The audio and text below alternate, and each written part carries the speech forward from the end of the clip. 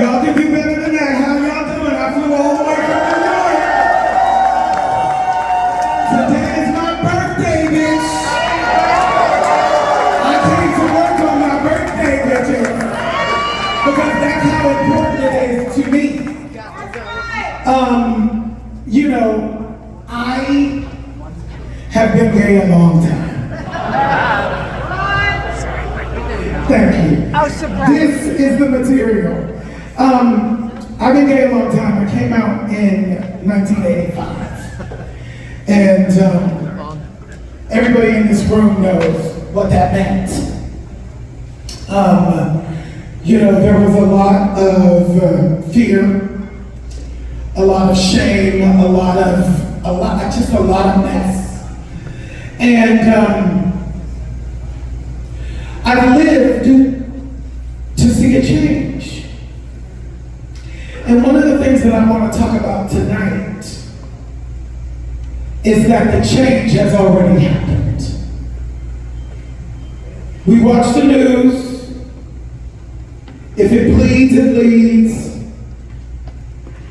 It's for profit, and it's 24 hours a day. They talk a lot of shit, even the ones that I like. I turn on MSNBC every day, and it pisses me off. Because there's so much talk about what's wrong, and no discussions, very rarely discussions, about what's right. So I want to talk about what's right first. And I know I'm speaking to a room of, you know, I'm preaching to the converted. I'm preaching to the converted, I know. But if there's anybody in this room that is not just simply on our team and can get out a message, leave President Biden alone. Yeah. Leave that bitch alone. He might be 478 years old, but he pulled us out of the gutter. And all he has done is good work for us. And all these motherfuckers can talk about is his age. I'm over it. I'm over it. We have to do better. I heard I'm supposed to talk about education, so I'm going to tell y'all a story. I don't know why I'm pacing like Chris Rock. You know, I'm pacing like Chris Rock like I'm doing stand-up or some shit. He said I'm afraid of Will Smith. I ain't afraid of that bitch. I ain't afraid of none of these bitches. None of them. I'm not afraid of none of them. I'm not afraid of Bob Iger either. None of y'all read what I said. My agent said I had to leave Bob Iger alone today. So I'm gonna leave that bitch alone today. But what I want to talk about is education, right? I am first generation, 54 years old today. First generation post-civil rights movement. Thank you. You too can look this fabulous at 54.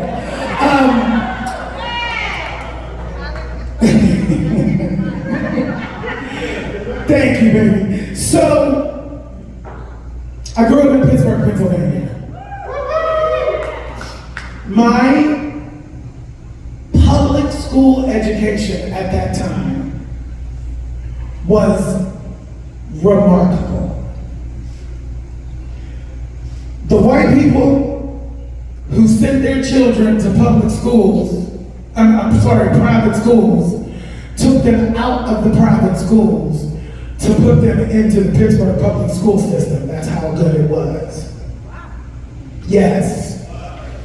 And, you know, in the 6th grade, I dealt with desegregation for the second time.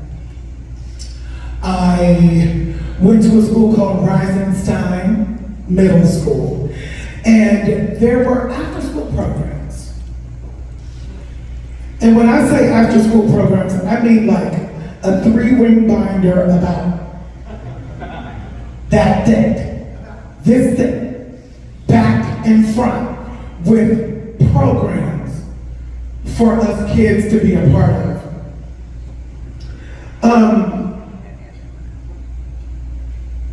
I joined a program called Rising Musical Theater. I didn't know what theater was, but I knew I was musical. I was already in the band. I was singing in church. So I thought, well, maybe I could have something to do with whatever this program is. I was introduced to musical theater. There was a mandate that every role would be double cast. I didn't know what that meant, but the day that the cast list went up, there were 2 rows, 2 columns, and the character that I played only had 1 name next to it. And as a little boy who was clearly a queen, who couldn't play any sports, who was bullied and beat up literally every day, this was the moment that I realized, oh, maybe I might be worth something. Because I can sing. And somebody saw that. And they began to nurture it at such a young age. I was the only one cast as, what's the character's name? Oh God, I can't remember, it doesn't matter. But I was the only person cast in that Rogers and Hart Babes in Arms production. And I continued to be the only one cast. That same year, I was washing dishes in my kitchen. And the Tony Awards came on. I didn't know what Tony was. I didn't know who Tony was. I didn't know nothing about it. All I know is I saw people on TV, on a stage, singing and dancing, and I liked it. Next thing I knew, Dreamgirls showed up. It's 1981 or 2, I can't remember. I think it was maybe 1981, June 1981. And it's the first time that I had ever seen Black people who weren't slaves, who weren't poor. All of a sudden, I saw a lot of Black people in sequins dresses, you know, and like the hair and the makeup, and they were just having a fight. It wasn't about slavery. It wasn't about the man. It wasn't, you know, it was like, oh my God. And then Jennifer Holiday sang, and I'm telling you, I'm not going, and my life changed forever. Forever. Still to this day, I remember that. I knew at that point that I needed to be in this business. And I ended up going to the Creative and Performing Arts High School in Pittsburgh, Pennsylvania. And I was getting my training, and I was getting out. You know, the arts helped me understand how to dream beyond my circumstance. Let me say that again. The arts helped me understand